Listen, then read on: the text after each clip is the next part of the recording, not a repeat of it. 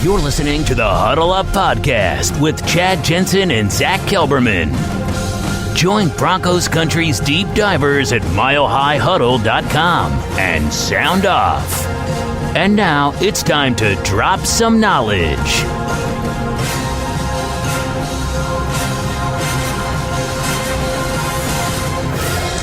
Okay, and we are live. We got to let the stream breathe, though. You all know the drill. Just for a few seconds. Make sure I've got 5 green check marks on my side. We're good. Welcome in, everybody, to the Huddle Up Podcast, presented, as always, by Mile High Huddle and powered by Overtime Media. I'm your host, Chad Jensen, and with me, as always, my partner in crime, my fellow football priest that you know and you love. He is Zack Kelberman. Zack, tonight we're debuting a little bit different aesthetic. We have a little bit of a background that we're changing to, moving toward. And we got some other things coming in the very near future that are going to kind of move the podcast forward from a visual perspective on these live streams. But how are you hanging today, my friend? I'm doing pretty well. You know, it's training camp's in full swing. The season's around the corner. We have actually some Broncos-related news. Not the most fortunate news, Chad. We have some injury updates to go over, but also there are positive happenings at Dove Valley today as well that I'm excited to dive into and also tackle the mailbag in our favorite part of the week. Here are the topics we're going to get to at differing points in tonight's show. Of course, this is centered around the Mile High Mailbag because we are your football priests. Each and every week, we're here to offer you the absolution and the answers to your burning Broncos questions, and we're going to get to those here in just a minute. But the topics we're going to dive into tonight will open up with the injury bug and how it struck the Broncos here today.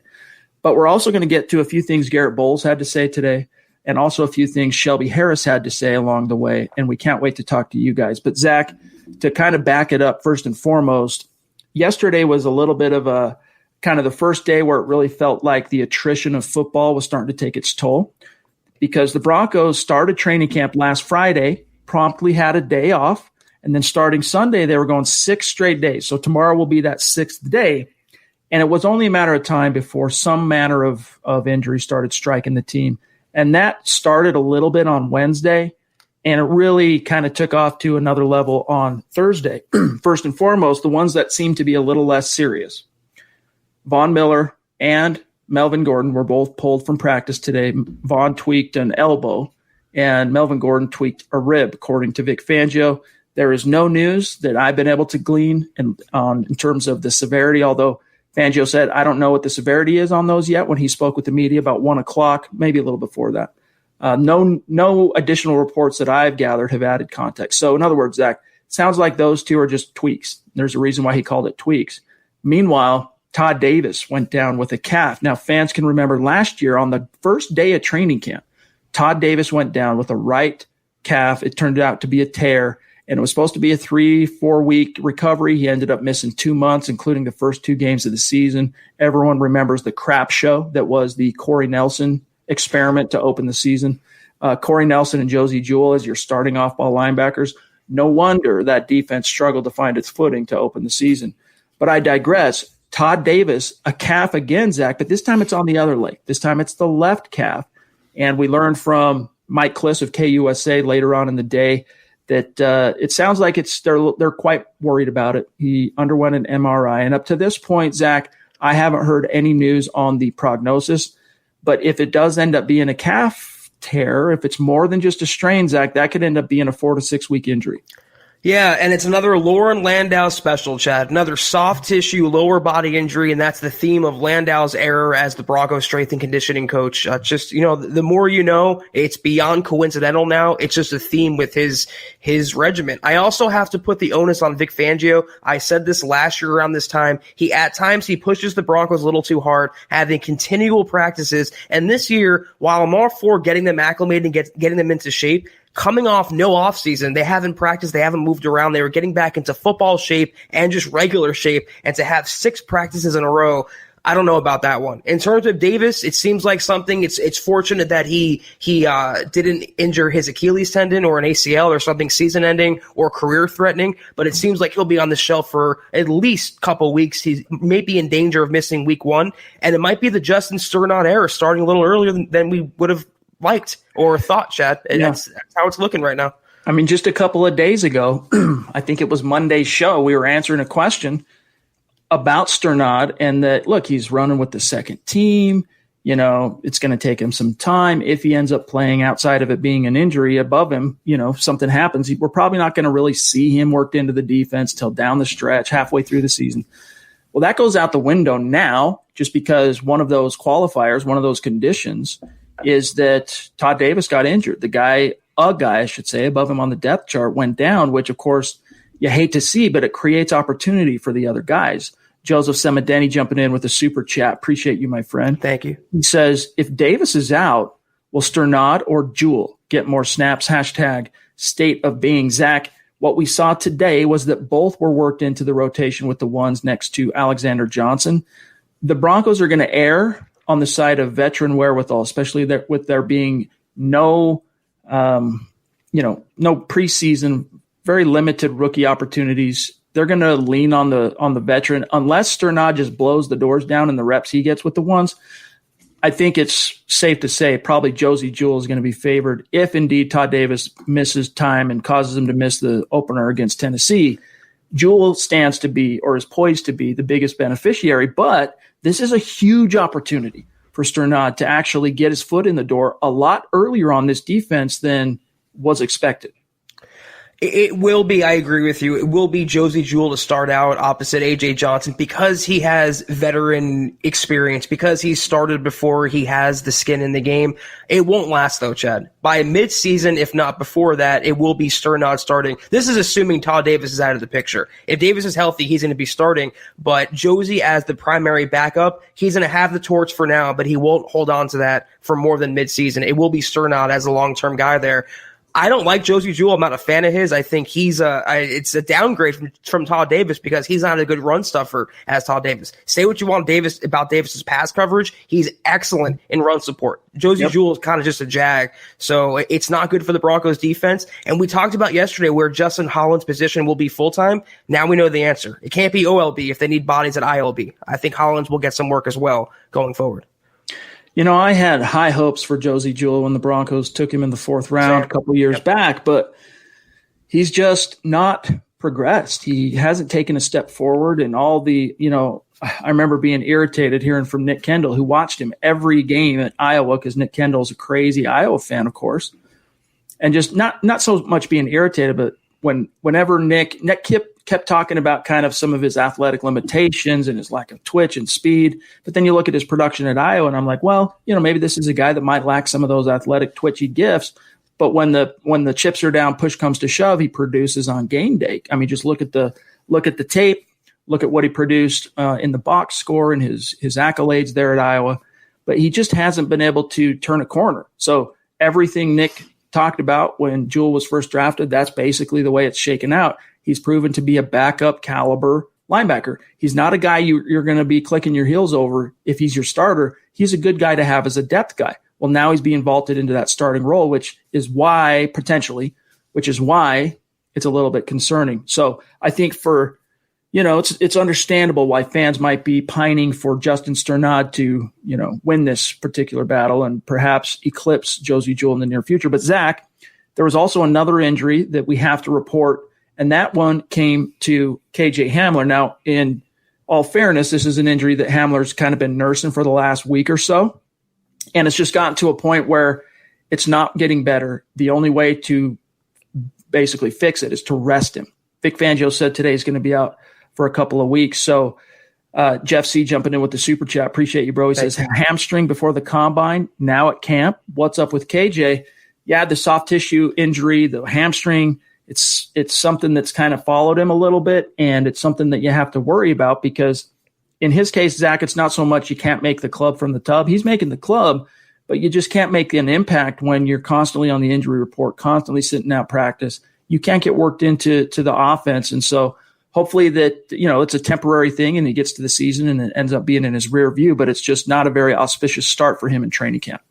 I would not expect to see Hamler until week 1. I put this out there on Twitter with hamstring injuries. They're so notorious because they're easily re-aggravated and they're tough to rehab. Like you just said, the only way for it to get 100% better is to just stay off of it for at least a few weeks. And they have a knack of reoccurring throughout the year. And it's funny because we compare KJ Hamler to Deshaun Jackson, and hamstring issues have plagued Deshaun Jackson throughout his career. It seems to happen with speedier guys. I think Tyreek Hill even had a hammy issue a few years ago. It's part of the game. It's not ideal, but at least the Broncos are loaded for bear at receiver. They can withstand the loss of KJ Hamler. Like Chad mentioned, he's locked into a roster spot. He showed out well at practice already. So he showed a glimpse of what he can do. He's not going to be a starter full time. They can, weather his absence for a few weeks, but you like to see him, like you said, Chad, stay healthy consistently, or else he'll develop that injury-prone reputation, and you'll have more and more fans second-guessing, saying, should we have taken this guy in the second round, or maybe should have taken a tackle or cornerback? Juwan Winfrey has been nursing a groin. Of course, he's the second-year former sixth-round pick, been nursing a groin. The Broncos tried to put him back into the action today, and he made an effort, but they quickly pulled him out. He's just like KJ Hamler, soft tissue. He's going to have to rest it. And, Zach, that's just not good for his prospects. I want to get your thoughts on that, and I also want to grab Mundungus' super chat. But first, really quick, let me get this out of the way. Matters of business as Mile High Huddle continues to grow at an exponential rate, especially on YouTube, especially on Facebook. We want to make sure our new community members know how to connect with us across different social channels. The key here is Twitter. Make sure you're following the podcast on Twitter at HuddleUpPod. While you're at it, follow the mother account on Twitter at Mile High Huddle. You got those two boxes checked, so to speak. You're never going to miss anything as it relates to podcast programming, giveaways, polls, and all that, or breaking Broncos news and analysis. And then we got to draw your attention gently to the merch store. Head on over, gang, if you're in a position, to huddleuppod.com. Get your swag on. Get yourself one of these Mile High Huddle trucker hats. Get a Football Priest hat like you see Zach wearing. Football Priest t-shirt. You got a mug like you can see behind me, a face mask, hoodies. Let them hate. That's been our number one selling t-shirt, the one that Zach's wearing now for Very comfy. The number one selling item on the merch store, I would say, for the last 2-3 weeks. So if you're in a position, it's a great way to support what we're doing here at MHH. If not, it's all good. We're just happy to have you here with us in the stream or listening after the fact as a podcast on demand. But wherever you're listening, make sure you do these three things. They help us tremendously. It's organic. Subscribe, number one. Number two, make sure you like this video or like this episode. And if you really love what Zach and I are doing here, bringing you this content on the daily, share it out there. Help us continue to grow and reach like-minded Broncos fans like you. Maybe it's friends, maybe it's family. Three simple things you can do. And then a quick shout out here to our Facebook supporters. We love you. Pobby's on there. Steve, Jerry, Michael, Emmy, Gerald, Chris. What's up? Roger, Jeff, Amber. We really appreciate your support on Facebook. This is something that's relatively new to MHH, is people in our Facebook community. They don't necessarily have to jump over to YouTube if they want to show us some love. They can stay right on Facebook and become a supporter, or they can give stars while we're streaming live. So for those of you on Facebook interested in supporting what we're doing, I'll put the link here, but it's pretty easy. In the chat here, I'll put it in there. Just head to facebook.com/Mile High Huddle. You'll see the blue button. It's impossible to miss, and that's how you can become a supporter, and we appreciate you. This is the Overtime Podcast Network. All right, Zach. So Juwan Winfrey. Then we're going to grab Mundungus and dive straight into the mailbag. Does this guy even have a shot at making this team? You're now a week in. He's been almost, I wouldn't say zero participant, but very little reps so far because of this groin. And this is Zach coming into a depth chart that admittedly just got a little bit thinner with KJ Hamler also exiting with an injury, but still a lot of talent right now popping off on the field at the wide receiver position. I don't see Winfrey any way he makes the roster. He didn't contribute last year. He was a head-scratching pick to start with, Chad. We both looked at each other, virtually when they made that pick. Like, why are they taking this guy? Why did they trade for this guy? But he's been on the roster. He's been around. I don't see anything in his game that stands out. He's not a super long guy. He's not a super fast guy. He's not a super powerful guy as a receiver. He's just there, and he hasn't been able to stay healthy. He hasn't been able to get on the field. And if the Broncos liked him, they wouldn't have drafted 3 receivers this year. So he's not in the future plans. He's a practice squad guy to end all practice squad guys. He has no chance of making the final roster. He was kind of billed. Well, first of all, Philip Lindsay went to bat for him, and he was kind of billed as perhaps that next unheralded, similar to Philip Lindsay, potential star coming out of CU. But similarly to the way his college career shook out at CU, so far injuries have really kind of derailed. He builds up a little momentum and then gets nicked, and then that goes away, gets sidelined. The one thing I'll say, not to pick holes in what you said about him in terms of what he brings to the table, there's not a lot to write home about. The one thing I'll say about him, though, you can go back and watch his tape at CU, and you can watch what few reps he received in the preseason last year. He's got that clutch gene, and that's one thing I'll give him, and it's not something that can be taught to guys. They either have it or they don't, but still availability is the best ability, and at this point, Zach, Juwan Winfrey is on the sideline watching other young wideouts stake their claim for the roster. So we'll see how it shakes out. Let's grab Mundungus jumping in with a very generous super chat. The Wizzy and the Hizzy. Appreciate you, my friend. He says, so offensive coordinators change their game plans depending on personnel. Do you see Pat Shurmur deploying some pro sets or power eye or offset eye to have Lindsey and Gordon on the field at the same time? Maybe a decoy. I don't know so much about pro set, but I think you'll see a lot of gun looks where you've got both of them in the backfield. So, maybe 2 wide receivers, 1 tight end on the field, 2 backs in the gun, and they can run different kinds of play action fakes. One of them runs a route, the other one. There's a lot of different things, and that's something that Shurmur spoke to. I don't know what it was, Zach, maybe back in June, one of his 2 Broncos press conferences that he's had since he was hired. He talked about that, there will be some looks that we're going to deploy on the field where they're both on the field.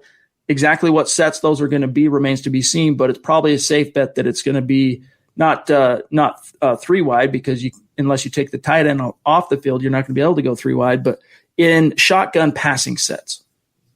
Yeah, there's going to be times and formations, and that's the thing about Pat Shurmur that I'm excited about, is he's so creative with his different formations and the things he throws at offenses or defenses, He never wants to get the same look twice. A lot of Andy Reid and Pat Shurmur's game planning. There's going to be plays where there's going to be both Gordon and Lindsey in the backfield. I can also see, Chad, not predominantly, I can see spots where Phillip Lindsay is kicked out wide and lining up at wide receiver on a simple screen pass, and end around, anything to get the ball into his hands. Pat Shurmur will employ. So absolutely they'll be involved in the passing game, and there's going to make it harder on defenses to prepare for not one of them on the field with their skill sets, but both of them at the same time. It's exciting. Amen. Greg, good to see you, my friend. He says, good evening, fellas. Right off the bat, injuries are not something we were looking forward to. No, absolutely not. You hate to see it, but it's part of the game. John Libick jumping in. Good evening to you as well, my friend. I noticed that your order from the merch store has shipped. Hopefully you've got that tracking number. If not, feel free to reach out to me, and we'll provide that to you. Let's grab Dom here. What's up, Chad and Zach on Facebook? Do you think KJ is really banged up bad, or do you think he'll come back in 2 weeks from his hamstring? No, it's bad. They're taking their 2nd-round pick off the field in an extremely truncated training camp for 2 weeks at least. It's bad. It's bad enough they're willing to take that lump. And, it's not season threatening. It's not necessarily going to end his rookie campaign before it ever begins, Zach, but it's a serious injury. Yeah, and that's what I've been saying. I'd be surprised if we saw Hamler before week 1. The Broncos have to exercise caution now. If they don't, he can tear the hamstring. He can make it worse. It could be a higher grade strain of that hamstring. They're so tough to get better, and they have to just rest him, keep him in mothballs until week 1 and hope for the best. But like you said, it is fairly serious if they're not putting him on the field, if they're not getting him reps out there. He was lighting it up in training camp too. It's unfortunate for his progress, but they have nothing to do right now, Chad. They're powerless. They have to let it rest and get better to 100%. All right, John, I don't know if you have Terry Randall's super. The stream just did a jump here. While you look at that, I can always go back into YouTube and pull it. We got Zeus McPeak condescending from on high, way up top at MHH Mount Rushmore, showing his generosity and his impact. Appreciate you, my friend. He said, time to start shopping for linebackers. Zach, what's your immediate answer to that? I don't think so. We talked about Justin Hollins. They have, a couple other young guys on the roster. Tuska, they're excited about. Sternat, not Tuska. They have some younger guys. They have Josie Jewell. They're trying to maximize talent from. They do have AJ Johnson. I don't think they would sign an inside linebacker. I saw Buana put it out there in the comments section about Malcolm Smith, the veteran. They're not going to go that route. I mean, I'd rather have the younger guys play. This is a general rule that I like to follow throughout any position. I like to give the younger guys a chance. So whether that's Sternad, whether that's Jewell, or whether that's Justin Hollins, I would rather them get the opportunities over some veteran jag like Malcolm Smith. Not only that, Zach, but think if they tried that other route. They tried just going with an off-the-street signing for Fangio's scheme, and it blew up in their face.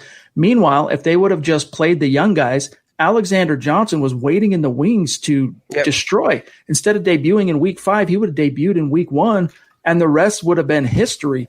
In other words, when you go off the roster to fill an immediate need like this, when something happens to a starter in training camp, you don't know what you might be sacrificing or what you might be missing out on by not instead turning to the youth and the depth on the depth chart to give them an expanded opportunity. So in this case, I think you'll see them, of course, give those reps to Jewell and to Sternad, perhaps a little bit of Hollins, although with Hollins, I just haven't seen him do anything yet as an off-ball linebacker that is justifiable to play starter snaps. But nevertheless, Sternad and Jewell. This is Jewell, honestly, this is Jewell's opportunity to prove to the front office after his demotion last year. And in fairness to Jewell, it took an injury for him to lose his starting job. If he doesn't get injured last year in week 4 and has to miss week 5 on the road at the Chargers, he probably is still the starter, or there's a good chance he doesn't lose his job. But that happens in the NFL. They say you're not supposed to lose your job because of an injury. They say it, but it ain't true. It happens all the time, week after week in the NFL. So this is Jewell's opportunity to prove to the front office, hey, man, you had faith in me as a starter for basically a year and a quarter. You drafted me to be one of those future linebackers. I can still be that guy. Meanwhile, you got Sternad nipping at his heels as the shiny rookie, the fast rookie. He's got speed, he's got length, he's got explosion.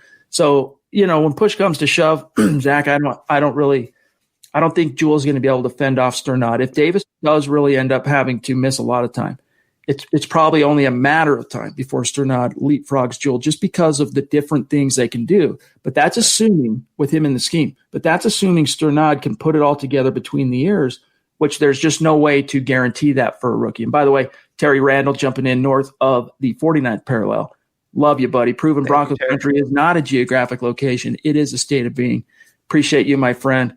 So I don't know, dude. We'll see. But Sternad is the guy to watch, man. That's the guy that the hopes of Broncos country is probably resting on right now.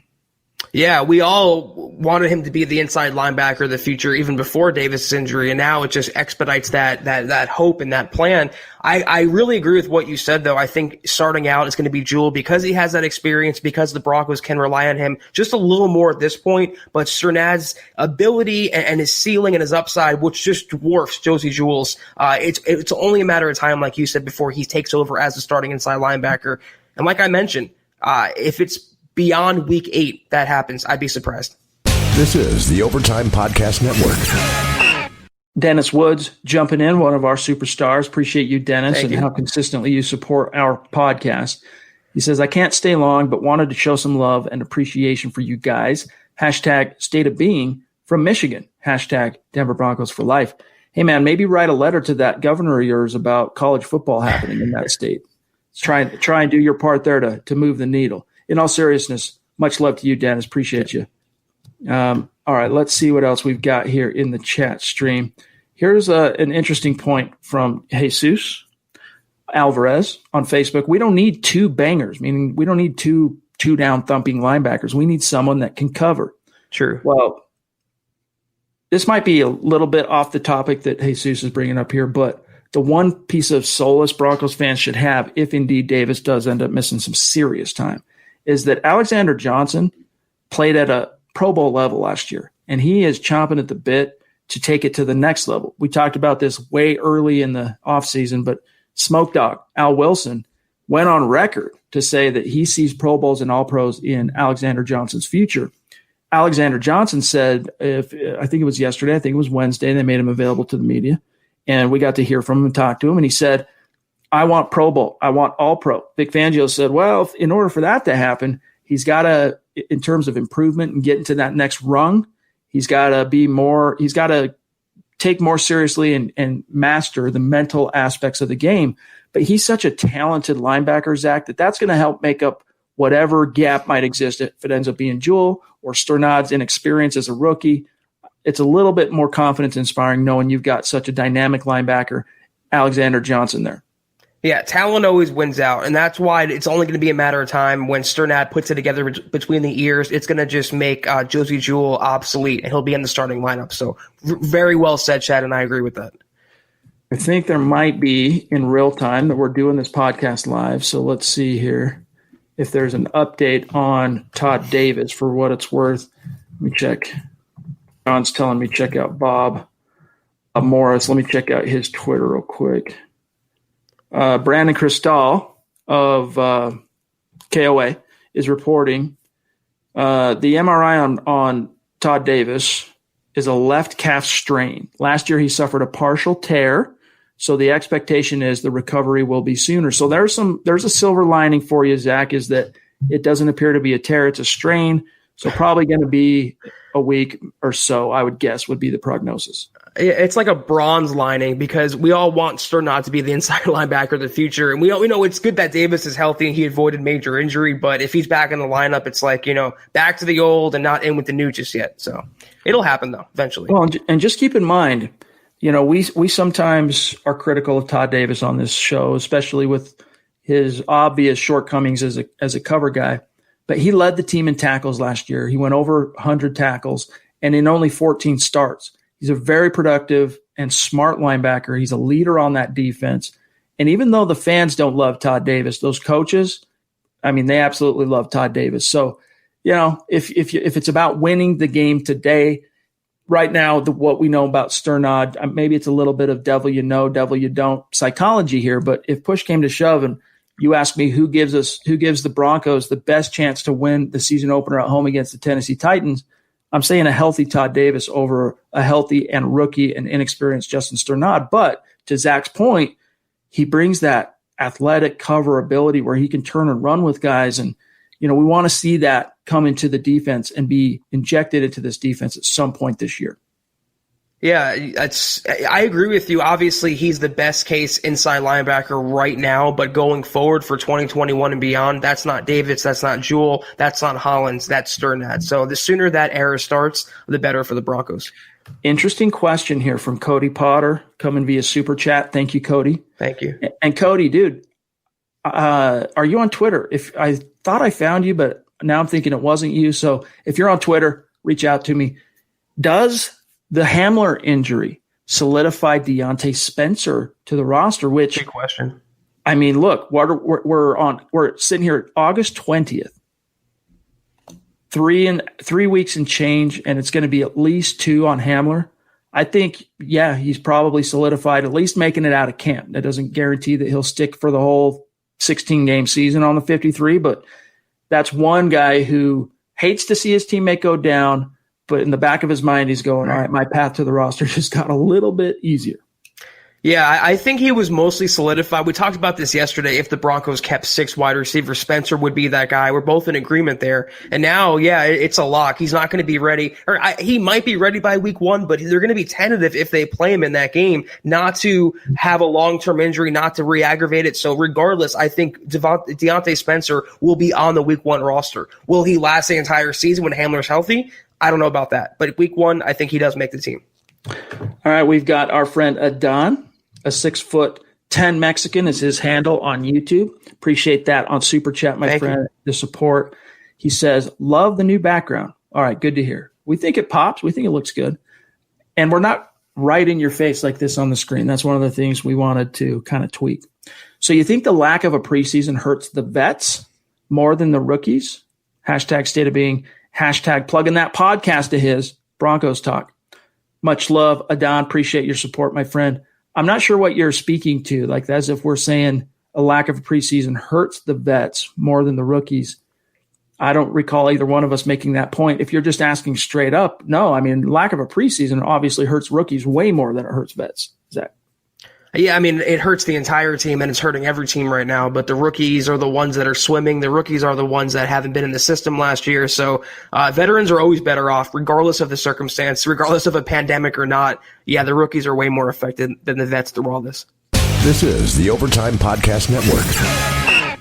We got Chase Wellner, a bona fide superstar. Appreciate you, Chase. And Thank you. I was kicking myself. Zach was kicking himself when we saw that we missed a Chase Wellner super chat the other night, and so I reached out to him privately. Happens once in a blue moon where one slips through the cracks when it's a really active chat and we miss one. So Chase, hope you know we love you, buddy. Appreciate you. He says, Nick Kendall mentioned the idea of McTelvin Ajim, the Broncos rookie third-round defensive end, gaining some weight next offseason and perhaps replacing Mike Purcell as the nose.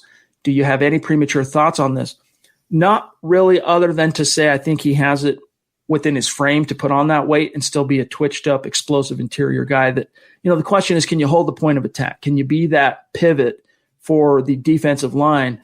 And, that's why you put on the weight. But at the same time, you also have to have some of that trenchman lunch pail mentality. And let's not forget, Zach Ajim came from the edge. He was an outside in guy. He started as a stand-up edge rusher / defensive end, and then ended up, becoming more of a three-tech defensive tackle type. And in the Broncos defense, obviously, he's going to be a down lineman defensive end.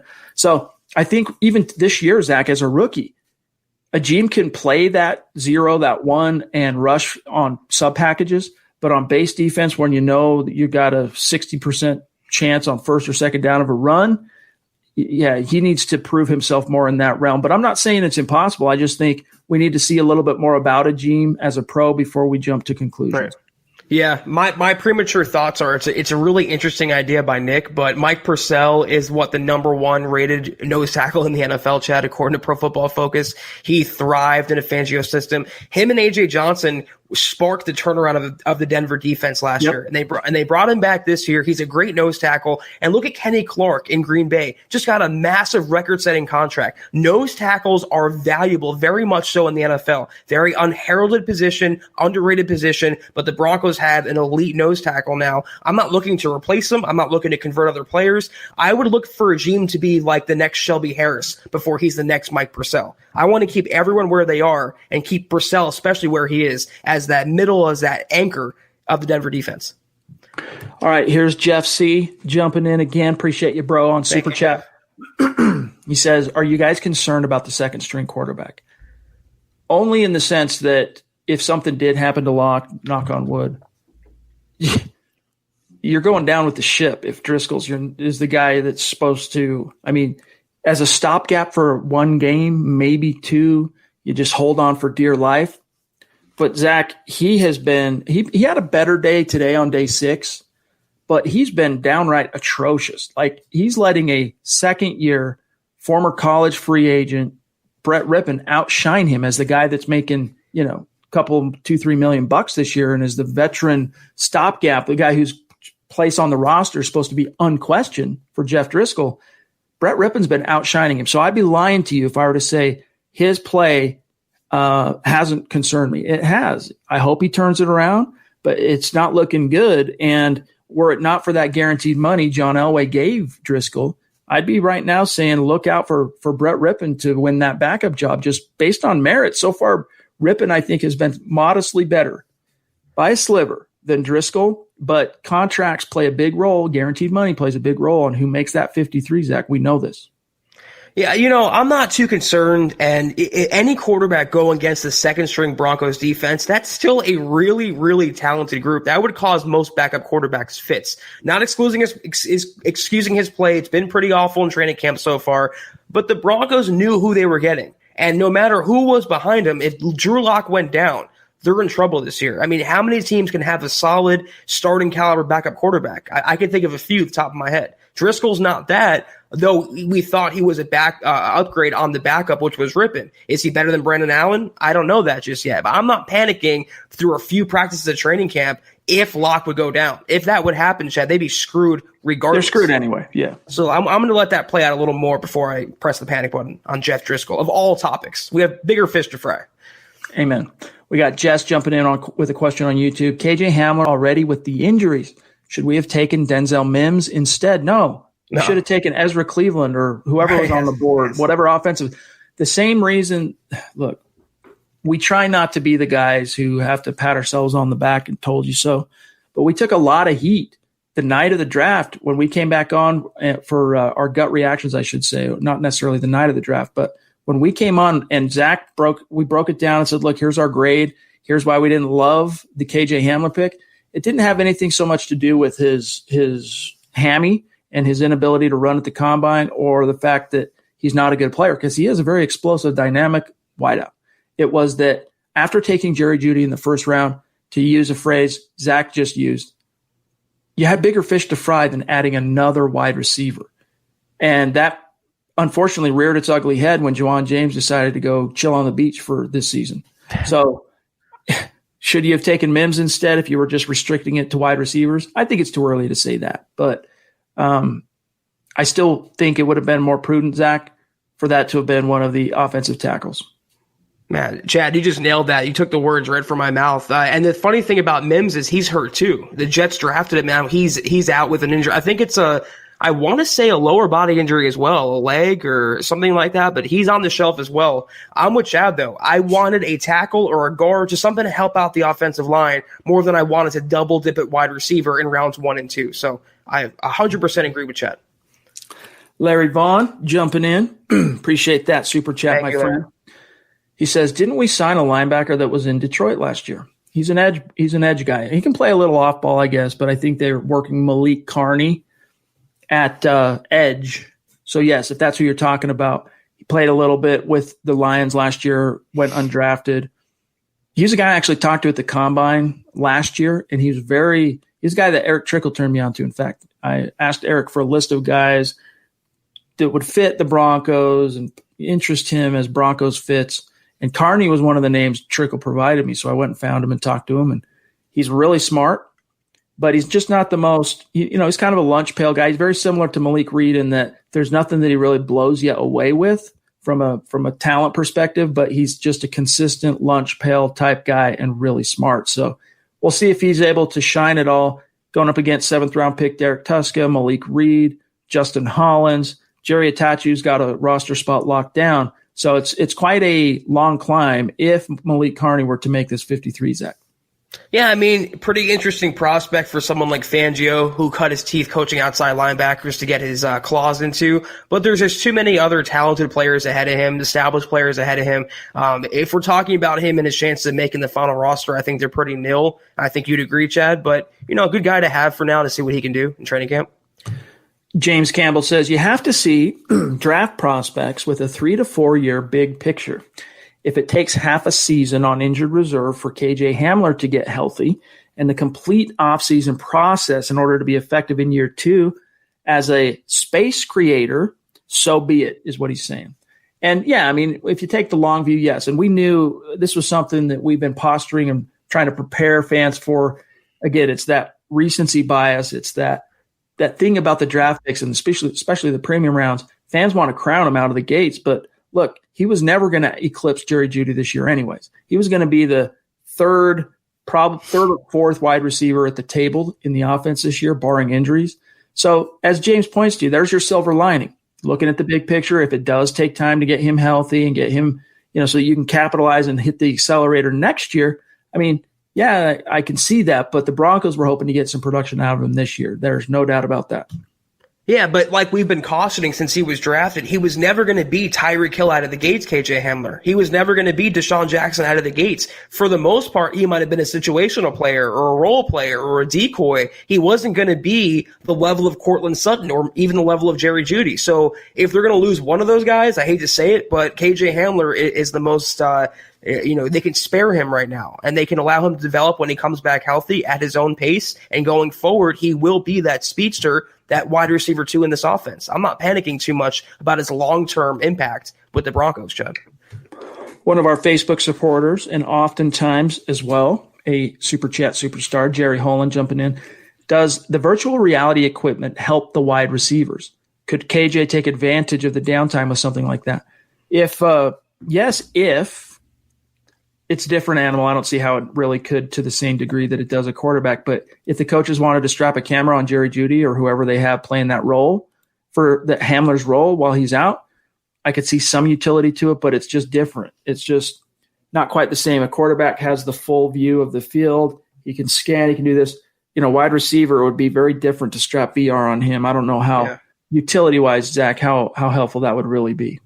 Yeah, that's more geared for quarterbacks. Receivers, it's one of those positions where you just have to be out there lining up, getting a feel for the defensive backs covering you, the feel for the quarterback's delivery when he times the passes. Get on the field and do it, Chad. It's like the best way to do everything else.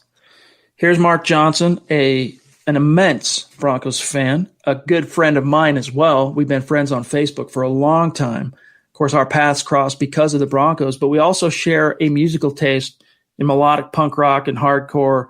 So Mark Johnson, good to see you, bro. Thanks for being in the stream, my friend. He says, what are the requirements and regulations for watching home games at Empower Field?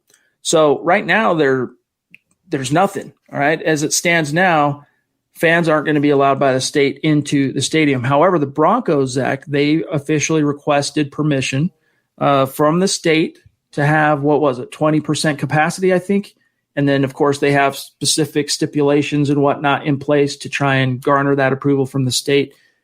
Before we went live, I wasn't aware of any new developments on that front if the state had gotten back to them yet, but it just depends. They've done a lot of different things. We don't know yet exactly what those stipulations are. At least I'm not aware of them, what the requirements and regulations are, Zach. But we do know that they've made a lot of changes and improvements and upgrades to the stadium, and similarly to what they did to the facility, to mitigate the risk of infectious spread. There's no way to eliminate it. All they can do is mitigate it down as far as is possible with there still being fans in the stands. So they're hoping to start the season with 20% of capacity. Hopefully we'll have news on that within the next couple of days. Yeah, I mean, it's still up in the air right now, and everything like else is when it comes to fan attendance until the season starts. When you go in the stadium, or if you can go in the stadium, there's going to be the requisite hand washing stations, hand dispensers, social distancing signs and arrows and this and that. So that's just the basic stuff. In terms of how they're going to do the seating, we don't know that yet. How many fans are going to be in the stands, if any, we don't know that yet. It's literally a day-by-day process, and we hope to have more clarity on that in the next week or so. 2 weeks. All right. Let me really quickly here. Adam, shout out to Adam, who's first time he's caught a live stream in a while. Love the show, being from Iowa. I hope Josie Jewell doesn't kill us when covering tight ends. We feel you on that, Adam. And we have a special place in our hearts for Iowa because that's where Nick's from. So much love to you, my friend. Thanks for being with us.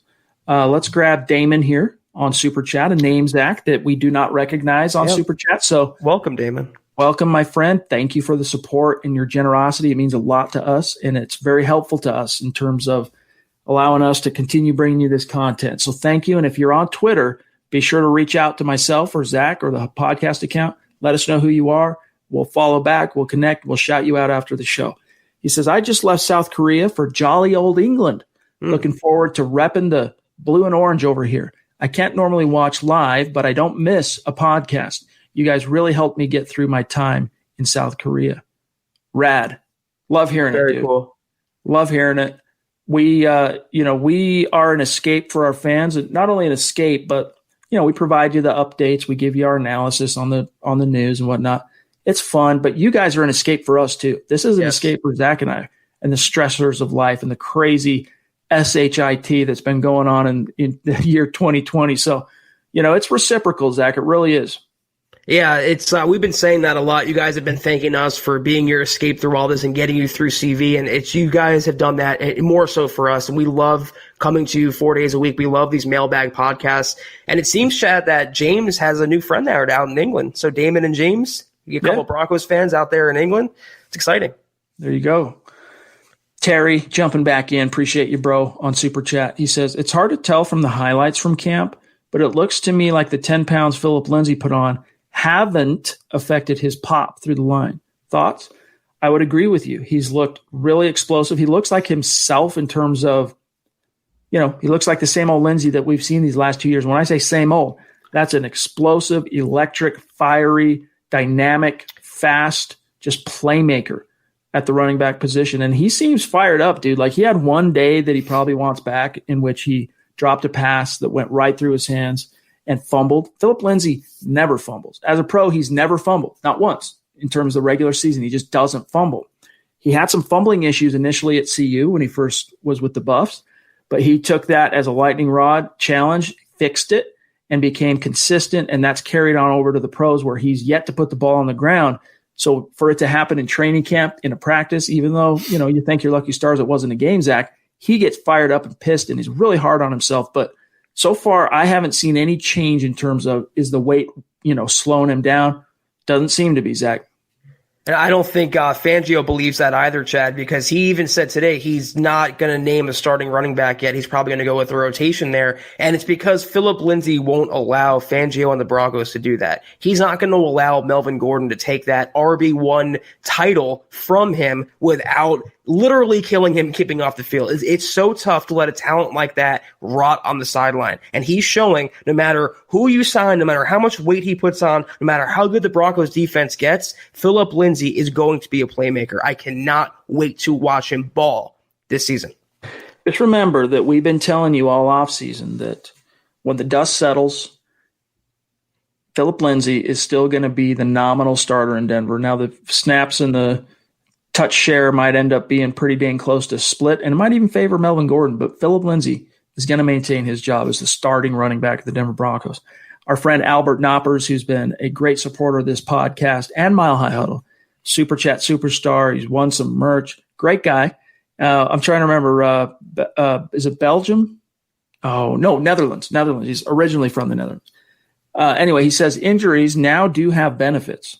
You can now practice with different people, and in the case of the regular season, you're at least somewhat used to it. Yeah, it gets different opportunity. I mean, injuries suck, Zach, but it creates opportunity, and that's part of the NFL ecosystem. Mile High Beauty jumps in to say, I heard Sternad had a good day today, put a nice hit on Bellamy, Levante Bellamy, the undrafted rookie running back. And I also heard he was all over the field. Yeah, I heard he had a good day as well. And he did have a nice play where he went through the line and laid a pretty hard hit, nice pop on the rook. So two rookies colliding. And so far so good for Sternad in terms of being given, Zach, a little bit of an expanded opportunity with Davis going down.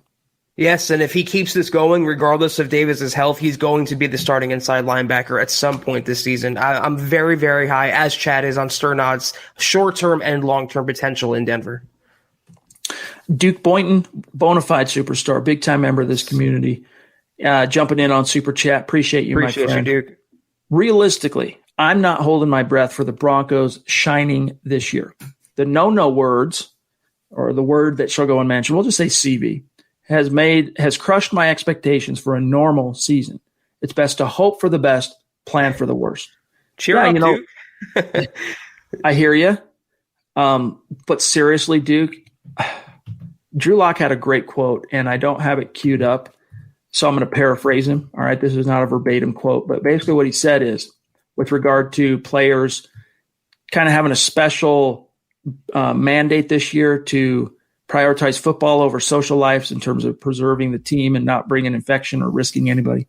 And he said, look, I love football enough to make a temporary sacrifice this year to not go out and do some of the things I might like to normally do. Even though he's in a relationship, he's got a girlfriend and whatnot, fiance, in fact, I think. Drew Lock, he's not going to go out and grab a steak on Friday night and sit down in a restaurant or anywhere that could expose him to an indoor environment in which 15 or more people are present, because he values the game. He values his teammates. And I think, Zach, that's really a mindset that is being embraced by the entire NFL. So far, it's been, there have been CV cases that have popped up. They go into quarantine. But compared to the vast number of, take the number 80 and times it by 32. There's a lot of players in the NFL right now. Compared to that, it's been a minute fraction who have tested so far positive for the virus. So because of that, I really am a lot more optimistic about this season being able to go off. Will it go off without a hitch? Remains to be seen. But I'm still confident that you're going to get Duke a full 16-game season. Yeah, that's very well said. I think the NFL has done a decently good job handling CV and testing, especially the Broncos. Their plan they put in place has been pretty flawless. I'm not worried about the season. I understand where you're coming from, Duke. It seems like every month this year has gotten worse and worse, with more disappointment and more stuff coming out. It beats down your hopes, and it gets you down, and it gets you negatively thinking. But you know what? The fact we have the season starting, we have Broncos football now in less than 4 weeks. That game will be played. We can't speak to the entire season. We don't know what's going to happen, but we do know it's starting on time, and it's football in the fall. We all would have killed for this in March. We all wanted this to happen, and it's happening. That's how I'm looking at it. Dion Rodriguez jumping in to show us some love on Super Chat. I don't see a question or comment, just a super, and we thank you, Dion. Thank you, Dion. And he does it again. Appreciate you again, Dion. Make sure if you're on Twitter, Dion, you reach out and connect with us, and we'll follow back, and we'd love to be able to engage with you and keep the conversation going there. So thank you for your support, my friend. We'll keep an eye out, John will, in the chat stream for any questions you want answered here in tonight's podcast.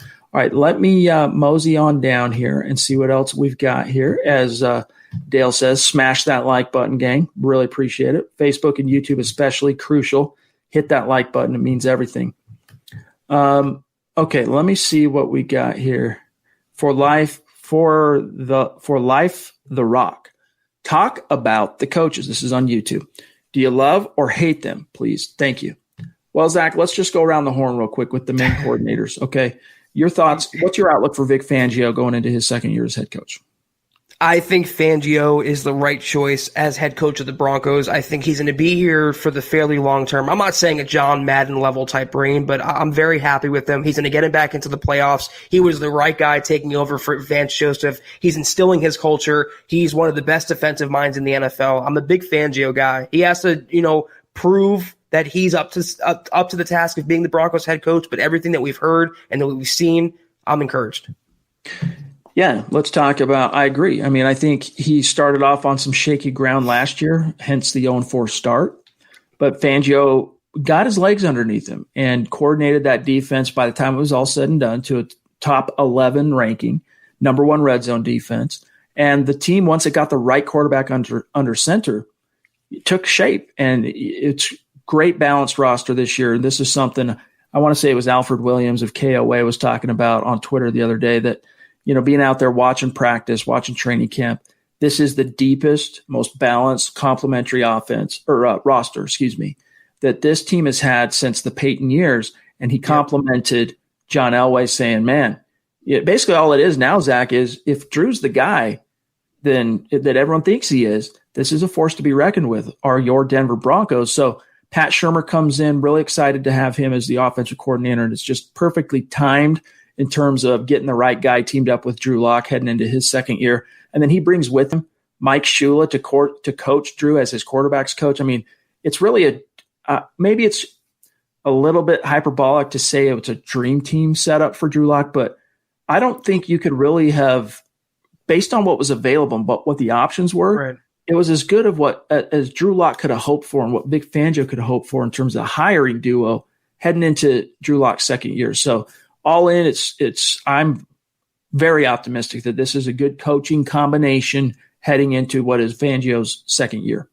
Yeah, that's a really good point. I mean, firing Scangarello after only 1 year on the job, that was a little knee-jerk, but fortunately they had a guy on the market who they were targeting, and Pat Shurmur, being a quarterback whisperer is good enough. Being a coordinator who's performed well at every stop is good enough. Then you bring along Shula as your technical quarterbacks coach, and like Chad said, for a young guy like Drew Lock who needs this veteran coaching mentorship and ability and support, the Broncos couldn't have done a better job. And you're having a former head coach, two former head coaches on the offensive side of the ball in Pat Shurmur and Mike Munchak. That helps out a young head coach in Fangio, young meaning young on the job, so immensely. And that's a perfect setup for him. He can focus on defense, but still peek his head around to see the offense. It's a really good setup they have there. I am very high on the entire coaching staff with one exception. And most of you guys know who that one exception is. All right, let me see here. This is from Chris Hernandez, bona fide superstar, and we are excited to talk with Chris next Wednesday. He's going to be on the show for that week's superstar segment. We originally had plans to have Zachary, ZW Web Designs, on this past Wednesday, but that got pushed back to Sunday. So next week, as we start, this is our last pod for Huddle Up this week. Then we get a couple of days off, Zach and I. And then when we come back Sunday night, it'll be Zachary. And then Chris will join us Wednesday night. So we're going to have 2 superstar segments next week. We're stoked. We're looking forward to it. Chris says, injuries are tough, but it's part of the game. I'm curious to see how the coaches adjust. Is there time in this shortened offseason to see it? I don't think it's going to be very easy to measure the coaches' performance efficacy until you get to the games, Zach, to be honest with you. Like, you'll see some coaching decisions, but it'll be hard to gauge whether they're making the right decisions in terms of personnel, who gets the shot, who gets the playing time, who gets the reps, until you get to the regular season. But nevertheless, that kind of ties into the previous question. And so far, man, I'm liking what I've seen from this new collection, this, Vic Fangio and his staff thus far. And, sometimes it takes deep into the regular season to make those changes. Look at last year with Johnson and Purcell. I mean, they had to tweak the lineup a little bit, and they made the better outcome happen. It's going to be tough, but I think the entire NFL, Chad, is going to be sloppy to start weeks 1, weeks 2, weeks 3. The CV ruined offseason, no practices, all these new moving parts and coaches. You're going to see sloppy football being played in 32 cities for the first couple weeks of the season. It's when week 4, week 5, the first quarter of the season is over, that you start to see, is this the right personnel? Is this the right scheme? Can we tweak anything? And then you'll start seeing, I think, the adjustments take hold. The queen of MHH jumping in on Super Chat, as she is wont to do. She does not miss a podcast, and when she's in the stream, she's showing love, supporting the cause on Super Chat. And much love to you, Christy. We appreciate everything you do for us and for the community. She says, do you think we will see a lot more injuries this season because of a lack of practice in preseason? Yes. The only real precedent we have to kind of project what this is going to be like, or what's likely to be like, was the 2011 lockout. And I can't remember the exact figure now off the top of my head, Zach, but when I sat in on that NFLPA call, they talked about the increase in injuries in 2011 compared to the previous season and the season after. And it was marked. I mean, I want to say it was like a 20 to 30% rise in injuries in 2011 because there was no off-season training program, and the players just showed up at training camp, and it was, here we go. Now, what was different, though, about 2011 is there was a preseason. So there were more opportunities for guys to get hurt, I guess, is what I'm getting at, Zach. So it's not necessarily an apples-to-apples comparison, but it's the closest thing we have for an analogy to kind of project what might happen in 2020. I was actually thinking about this because the first couple weeks of training camp, the acclimation period, there were no injuries. And then once teams started practicing, I noticed it on RotoWorld when I was browsing through that, all these big injuries coming out now every single day. I mean, that's what happens when the teams finally ramp things up and players get into football shape. A lot of fans don't know there's a giant difference between being in regular shape and just in personal shape and being in football shape. And now the players are getting out there, they're stretching their hammies out, they're stretching their ACLs out, their Achilles out, and you're seeing injuries as a result of that. And that's going to continue on with no preseason. The preseason, as sad as it is, it's almost like a sacrificial period for NFL players. You're going to weed out, like Darwin's Law, you're going to weed out the weaker ones to get to the stronger ones in the regular season. We don't have that this summer. So you're going to see that effect take hold the first couple weeks of the season. I keep saying this, we'll see more normal NFL football in midseason and beyond. But for the first couple weeks, sloppy, injury-filled, it's going to be just bad football. But football, nonetheless. Andrew Morrow jumping in with a very generous super chat. Thank you, Andrew. And it's great to have you back in the stream, my friend. He says, been a while since I've chimed in, but I'm still eating up MHH content as I can. Mile high salute to you, my dog. He says, keep up the great work and go Broncos, #MHH Fantasy League. Yes, Andrew, yes. That's coming down the pike here in the very near future. We'll be providing details for those in the community who are going to want to participate in MHH Fantasy League, but that's something that we are cooking up. It will happen this year. We will have more details probably by Sunday's show, Chad. We're aiming to put something out there for that. So keep it locked, Andrew. All right. So we are running out of time here. So let me grab our great superstars who have questions and comments waiting. What? Joseph Semedeni jumping back in, showing some love. Appreciate you, Joe. Did Lloyd Cushenberry get any more time with the ones today? Yes, he did. He did. It was about the same as yesterday, though. So no real progress in terms of consuming, more rep shares, Zach. But he's getting exposed to the first team. He's getting a chance to, jive with Drew Lock and whatnot. So steady as she goes, as long as he's not losing the opportunity to work with the ones. So far, Austin Schlottman's kind of been the main guy, and Patrick Morris sprinkled in a little bit as well. And nothing those two guys have done so far has been able to stave off him getting his opportunity with the ones, and nothing he's done, Zach, up to this point, Cushenberry, has made the coaches go, ooh, he's not ready for any ones right now. Let's put him back on the twos or the threes. Right, yeah, it's going to be a process, and obviously the Broncos offensive coaches, the same thing they're doing with DeMar Dotson is kind of just delaying the inevitable. We all know they're going to get into the lineup, and they're just trying to give the younger guys a chance at first. Cushenberry, I think Chad would agree as well, will be the week one starting center. He is the long-term center, and he is getting more time. They're getting him acclimated. They're easing him into the process. As long as he's on the field by the Titans game, I'm a happy camper. Here is an extremely generous super chat from our friend Dale, who makes his home in Paradise in Hawaii. Dale, we love you, my friend, and your generosity just blows us away. Seriously. We appreciate you so much. And, we tag you and try to engage with you, by the way, Dale, on Twitter, at Horse of War. On Twitter is where you can find Dale here.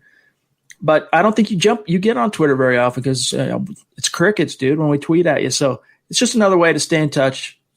We also keep in touch with you on email, so either way is fine. But really appreciate your support, Dale, as you know, my friend, and hope those 4 MHH face masks we sent out to you, hope they've been useful for you so far. He says, what's up, gents? I hope Todd Davis is okay, but I think we all are hoping Sternad takes over. Fangio has said good things about Sternad. We need to cover tight ends better from the linebacker position. And, Zach, that is absolutely true.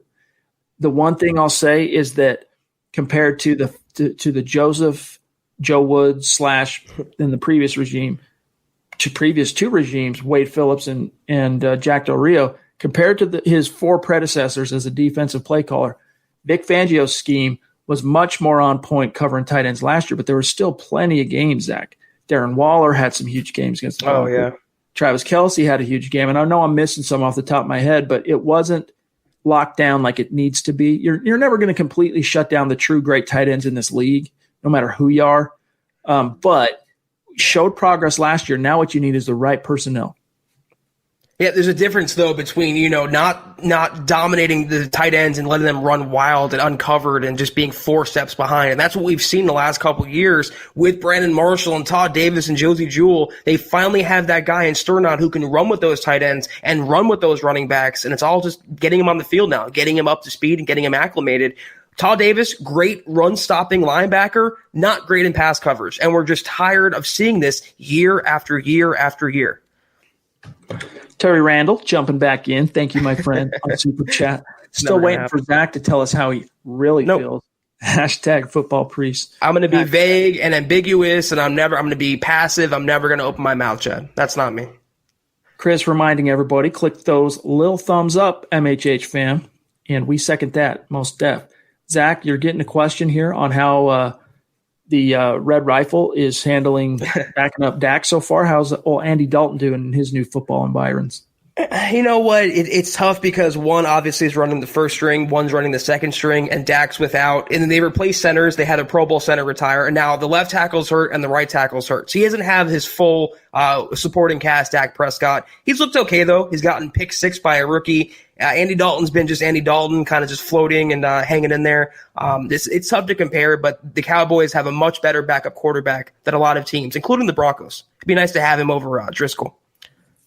Mundungus the Wiz jumping back in on Super Chat, appreciate you, to say Juwan James looks like Voldemort ate another Voldemort and then ate some cake.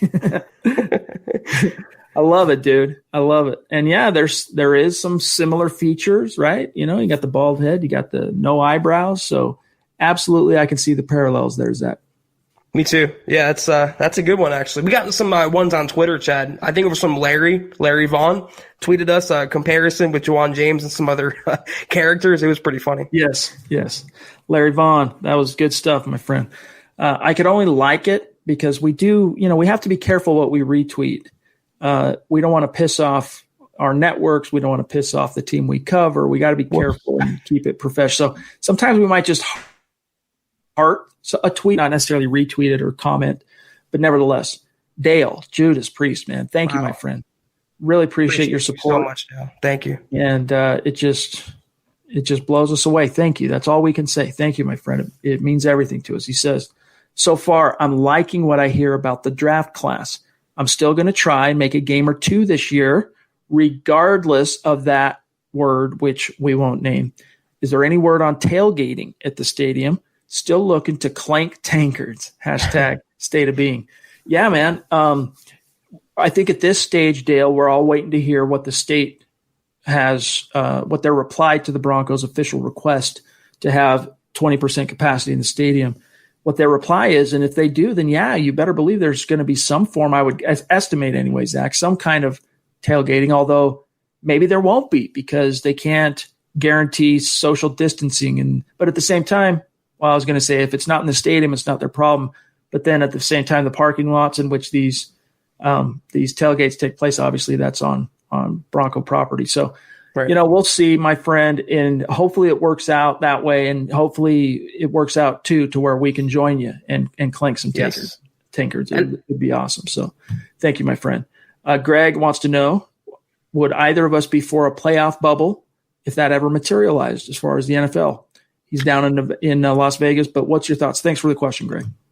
I would be more for it than I was a regular season bubble. It's more practical, but a big part of the NFL, which doesn't really come into play in the MLB or the NBA, is home field advantage for these teams. And I think even in a limited capacity, I think these teams in the playoffs would like to have their fans at their own home stadium, less travel, less to worry about, less of a foreign environment.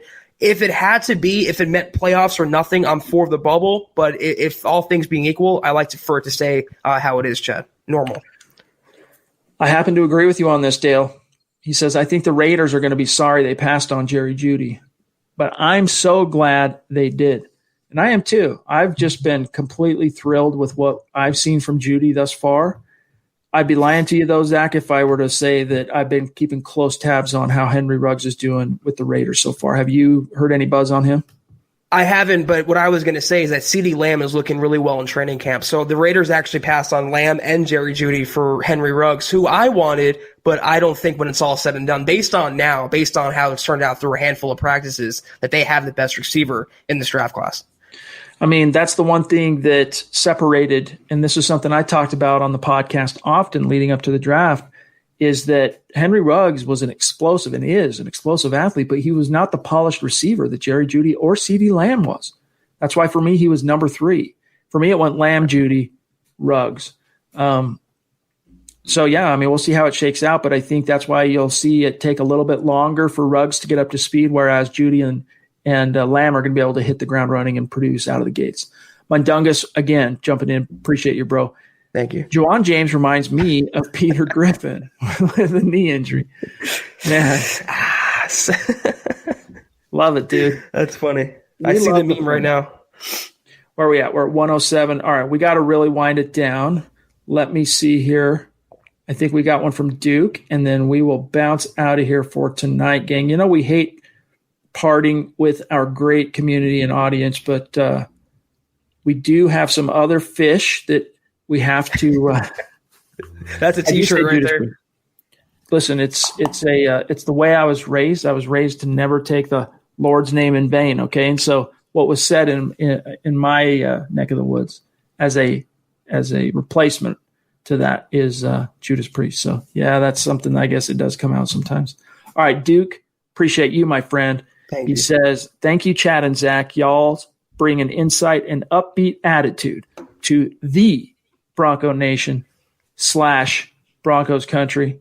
Love you, Duke. Appreciate that, my friend. Seriously, means a lot to us. Your support in more ways than one is very impactful, and it means a lot to us. Yeah, Duke, keep your chin up. It seems like from your last question, you're a little down on everything about CV and the season, the way this year has gone. We all are. It's been tough on literally every single one of us, regardless of employment or political affiliation. We're almost through the worst of it. We're almost to the regular season. We're going to have a season. Duke, I know you love football like I do. Just look at the positives and focus on that, and we'll all be good. I promise you. All right, guys. Chris, it was good having you in the stream as always, my friend. Have a great night. Right back at you. click those thumbs up, and we second that absolutely. All right, guys, we do have to get out of here for tonight. Appreciate you, Miller707. I'd be curious, what's your real name, dude? Because I don't know you except for on YouTube. Are you on Twitter? If so, reach out to me, my friend, and let's connect. But gang, we do got to get out of here. Before we go, make sure you're following the podcast on Twitter, as you can see here on the screen, at Huddle Up Pod. While you're at it, follow at Mile High Huddle. And then while you're at that, make sure you follow my partner, Zack Kelberman, on Twitter, at Kelberman NFL. Myself, at Chad and Jensen. We love engaging with you on Twitter. We love engaging with you at milehighhuddle.com in the comment section, in the community section. So that's another way to keep these conversations going and engaged with us, is we are constantly producing content, written content at milehighhuddle.com, and we are engaging with everybody in the comment section. So join us over there. Help us to keep that conversation going. And then, gang, don't forget to subscribe, like, and share. If you liked what we did for you here tonight, if you enjoy this content, share it out there. Help us continue to grow. And another shout out to our Facebook supporters and those of you who are, we don't have the ability to show the stars live on the StreamYard platform that we use. Hopefully that'll change here in the near future. But we appreciate our Facebook supporters and those of you on Facebook who are supporting this live stream by giving us stars while we're live. It all adds up and it all helps out. And we appreciate you guys. But Zach, have a great weekend, bro. What do you got cooking for this weekend? Training camp. Work. A lot of stuff going on, Chad, and I'm trying to catch up to it all, as are you. Obviously, it's a lot every single day, but that's the fun of it. And we're looking forward to the next podcast, talking to Zach on Sunday night, and hopefully we have an injury update on some of these players by then. So always looking forward to our next pod. Hope you have a good weekend as well. Yes, sir. But for me, it's training camp, like you said, and it's also some yard work. Gotta keep up with this freaking yard of mine. And maybe a little drums. We'll see. But, gang, hope you have a great weekend. Thank you for joining us. And Mile High salute to our Super Chat superstars. Much love to you and our Facebook supporters. Don't forget, tomorrow night you got Lance Sanderson and Eric Trickle bringing you a deep dive, I'm sure, on Dove Valley Deep Divers, 6 o'clock Mountain, 8 p.m. Eastern. Saturday night, although Zach and I will still be off, you'll have Luke Patterson and Nick Kendall bringing you some content with the Mile High Insiders. And then Zach and I will be back in the saddle Sunday night to kick off a fresh new week of Mile High Huddle podcasting with one of the superstars in the community. We can't wait to introduce you to him, Zachary's Web Design. So until then, gang, have a great weekend. And don't forget also, shout out to the producer, John Cronenberg. Follow him on Twitter. I almost forgot, at John K. MHH. But we got to get out of here. For Zack Kelberman, I'm Chad Jensen. We will talk to you guys Sunday night. You've been listening to the Huddle Up Podcast. Join Broncos Country's deep divers at milehighhuddle.com to keep the conversation going.